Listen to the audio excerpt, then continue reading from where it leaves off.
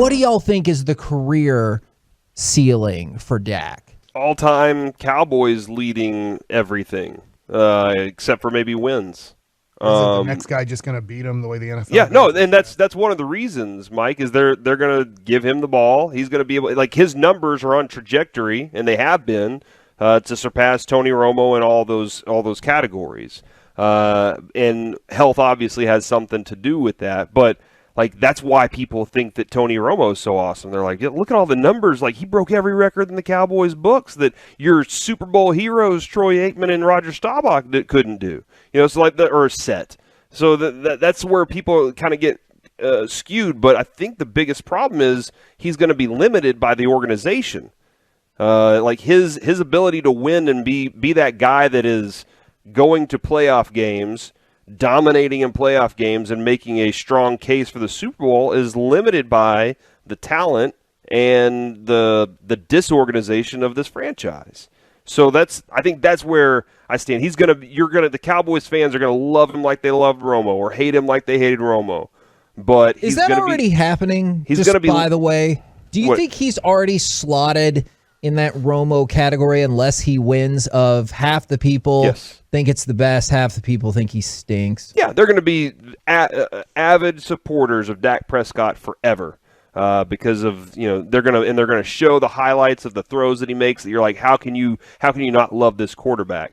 Even though there are other warts on this team and some things that he does too. But I think that like if the organization can't find a way to navigate this better, then his career is screwed. Like he's going to make lots of money. He's going to be in the limelight. He's going to be, front and center, Mike, when it comes to primetime games in the NFL. He's always going to be in that conversation in the national media because he's the Cowboys quarterback. But there are going to be limitations to what this team can do because of the way that they're run. Yeah, I think he's going to be in this era. As long as he can stay healthy, come back healthy, he'll be considered a good quarterback in this era, the way Tony Romo is considered. Yeah, he was good, but he wasn't elite. He wasn't Hall of Fame worthy. But he was good, not good enough to really like overcome a lot of things. Okay. But he's good. So that's where I think that. But you think that's based and it seems like I'm sorry to jump in there. Yeah. It seems like perhaps both of y'all think that is more organizationally dependent than on his talent, or am I misinterpreting? No. That? I don't think he'll ever do the things that Patrick Mahomes can do talent-wise. Agree. He can't scramble and throw the ball or do the things that he just doesn't have that ability. I don't think he has the ability of Trevor Lawrence. Let's see what that ability is in the NFL. I don't think he has the ability of Justin Herbert. I don't think he has the ability of Lamar Jackson. Now, they're different. Obviously, Lamar runs for 1,000 every year, it looks like. And how long can he do that? I don't know. But I just think when I look at this quarterback class, this era of quarterback, he's going to be, over time, forgotten the way Tony Romo is starting to be forgotten. Sometimes I wonder. I wonder if we already saw the best year that Dak is going to have here. Would that be his rookie? And that was 16. And so I think the same thing about Romo in 14. It's interesting that one came at the end and one came at the beginning, but Romo finally did the things, Corey, that we'd asked him to do. Is like, don't play hero ball, trust your team a little bit more, and then you can make a clear argument, at least offensively, they built up the team to better suit him. And guess what? Dean Blandino screwed him. Yes, that is true, but he was awesome. Yeah, he was. But the team didn't go far enough or get the wins in the playoffs to solidify what I think at that time would have made everybody go like, holy crap, maybe we were wrong all along. And I wonder the same thing about Dak. Will they look back at that 16 season when it looked like the Cowboys could beat anybody?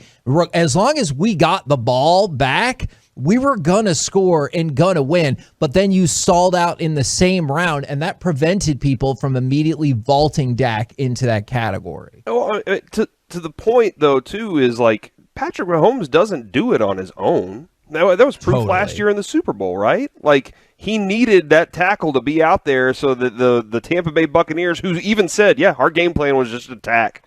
We were going to go after him, and we were going to make that tackle miserable all day long. So every quarterback needs a good team and good talent around him. Absolutely. And Dak didn't have a good offensive line last year, and their defense was miserable. And the only thing I would say about that is, fair or unfair, people hold that against the quarterback, because how many times do you think Dan Marino was on a fatally flawed team? And almost all the time. Yeah, and people don't revisit that and go, yeah, well, most people, they're like, yeah, Dan Marino's the greatest quarterback to never win a Super Bowl. It always comes with that caveat. And I get that it's unfair, and I understand that not entirely wins should be a quarterback statistic, but that is the way it gets judged. And I worry that for Dak, just like I did with Romo. Yeah, no, I hear you guys. I agree with everything you're saying. I just, when it comes to Dak, because I do put him in this Romo category now of good but not good enough, and hopefully I'm wrong. Hopefully that he shows this year or sometime in the next, as long as he's healthy, he probably has 8 more years left of good football in him, we expect. But I don't know. I've seen other quarterbacks overcome. I mean, I started becoming, I would say, sports relevant in like 85, 86. So that's right when Dan Marino and John Elway hit the scene. And they overcame things. They made it to Super Bowls. They won playoff games that they weren't supposed to win. There were things that guys eventually got so good you couldn't stop them. And I get, like, Brett Favre got Reggie White, and Broadus can talk about, like, that move put Green Bay over the top and in the Super Bowl back-to-back years, and he won 3 MVPs in a row. But I just don't think Dak is good enough. And I hate saying that because he's good. I'm now, can he become elite to become, that's the best dude in the NFL? And if he's not the best dude, then he's the second or third.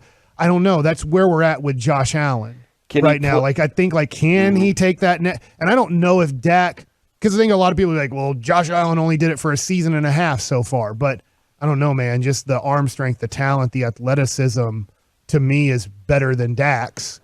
So can Dak overcome all the things that Josh Allen has more talent than him in those things? I don't think he can, but hopefully I'm wrong.